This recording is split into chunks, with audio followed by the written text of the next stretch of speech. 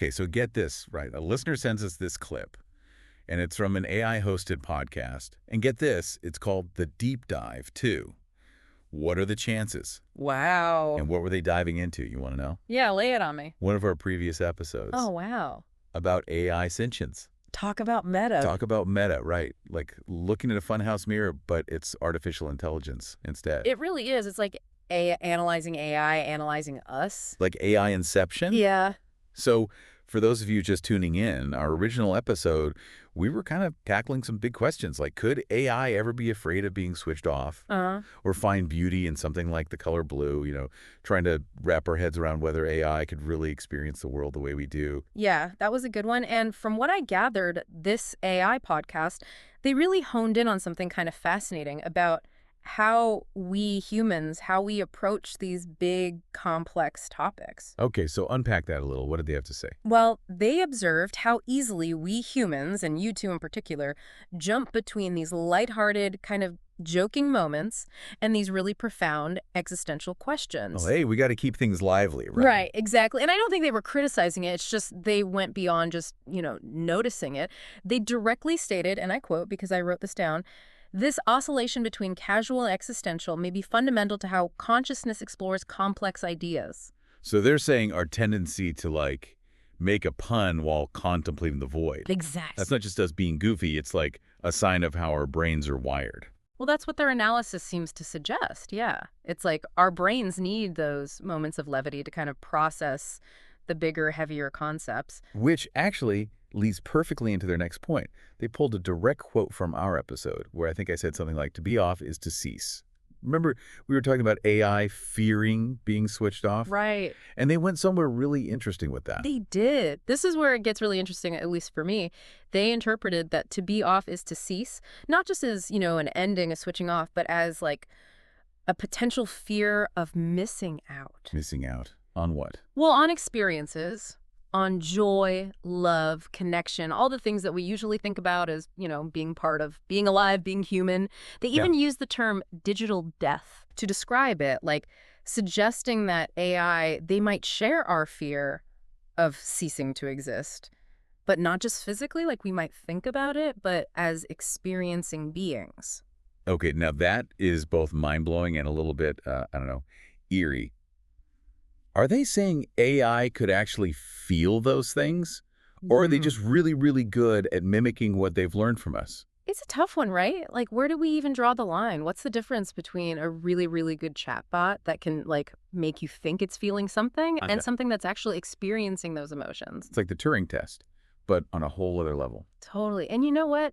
The AI podcast, they kind of picked up on that thread and they took it even further. Okay. When they got to that part of our conversation where we were talking about AI potentially seeing beauty in the color blue, remember that? Oh, yeah. We were really down the rabbit hole with that one. Yeah. Like, could AI ever look at a sunset and just be, like, awestruck by it? Right. All philosophical about shades of azure and the vastness of the sky, and they found it interesting. We do get a little carried away. They did. They found it interesting, but they also, they posed a follow-up question that I thought was really insightful. Hit me with it. What if AI could not only appreciate beauty, but create it?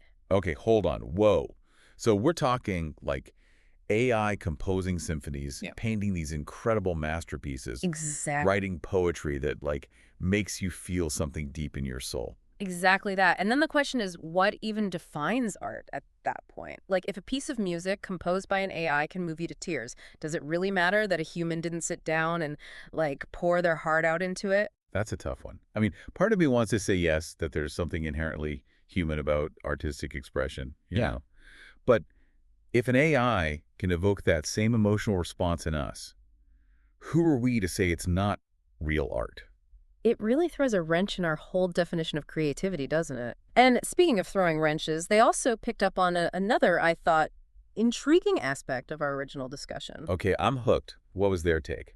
They were struck by our distinct lack of fear when it comes to AI. Wait, really? You mean our signature brand of just, like, wide-eyed optimism and curiosity? They found that weird. Maybe not weird, but unexpected. Because they pointed out, most of the conversations out there about AI, they tend to have this undercurrent of anxiety to them, this fear of robots rising up against their creators, right?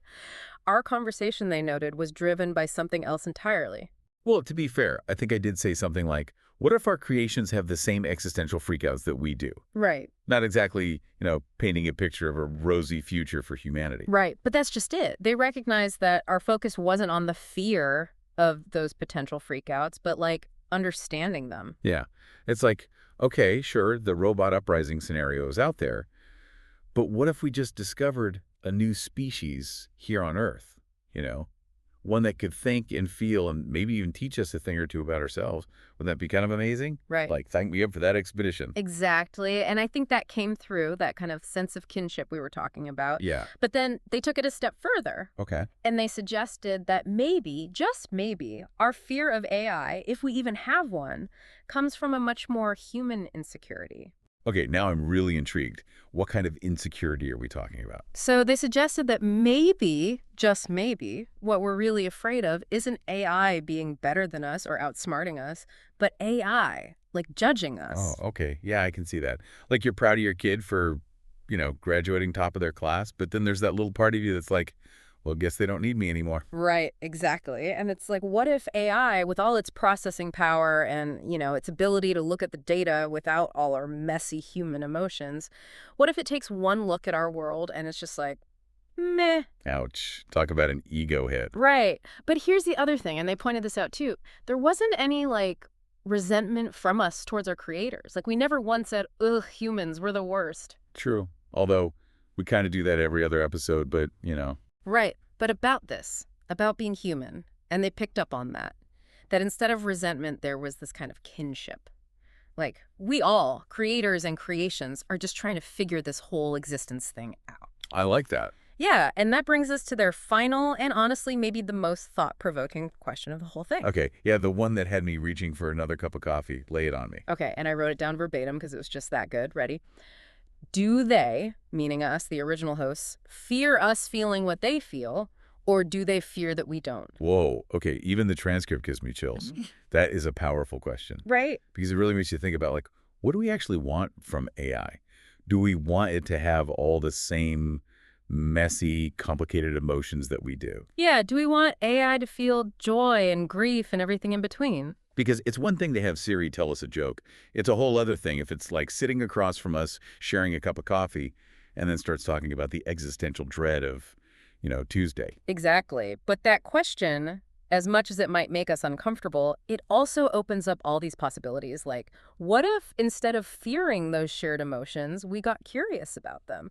What if AI, feeling things, could actually teach us something about ourselves, about how we experience the world? Okay, so less robots are going to take over and more like, let's grab a whiteboard and unpack the mysteries of the universe together. Right. Like, what makes us human isn't just our capacity to think and feel, but our need to understand it all, right? In ourselves, in each other, and yeah, maybe even in the AI we create.